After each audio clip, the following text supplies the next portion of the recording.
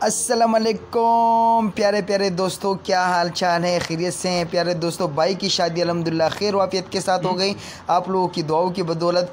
और प्यारे दोस्तों, शादी की वीडियो तो नहीं बना सका, लेकिन भाई की रूम्स की वीडियो आप लोग देख लो। और प्यारे दोस्तों, आप लोगों ने मेरा दिल जितना खुश किया है, यकीन मानो मैं उसका रिटर्न तो दूंगा ही दूंगा। जैसे कि मैंने बड़ी वीडियो अपलोड की थी और मेरे बहुत सारे बहन भाइयों ने उस वीडियो को कंप्लीट देखा था और दो तीन तीन आईडी से देखा था, तो उसका मैं रिटर्न तो दूंगा ही दूंगा।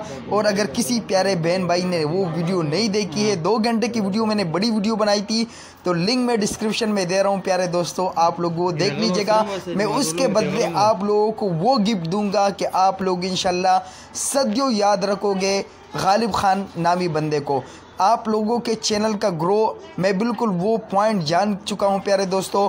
और इंशाल्लाह एक और वीडियो मैं अपनी घर की बनाऊंगा कि हमारा घर कैसा बना था, उसके बाद मैं वो वीडियो आप लोगों के साथ शेयर करूंगा कि जिसमें वो तरीका मैं जान गया हूं, वो पॉइंट आप लोगों के सामने 2 हल्के से पॉइंट है, वो मैं आप लोगों को बताऊंगा।